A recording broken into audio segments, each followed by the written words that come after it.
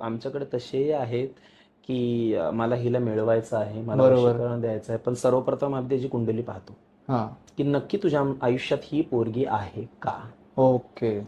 जर तुझ्या आयुष्यामध्ये ही मुलगी असेल तरच तू प्रेमाला कंटिन्यू कर किंवा तू तुझी धडपड कर, अन्यथा तू त्या नादाला लागू नकोस.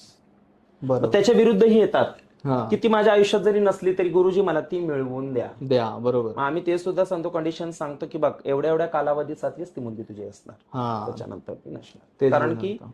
हे जे आयुष्यातलं सुख नाहीये तुझं नाहीये, हे तुझं कधीच राहणार नाही. बरोबर आहे. हे काही काळासाठी वशीकरण फक्त 50% काम करतं, हे लक्षात घ्या.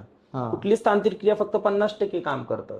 50% वशीकरण तुमचं प्रेम आणि 50% तांत्रिक उपयोग.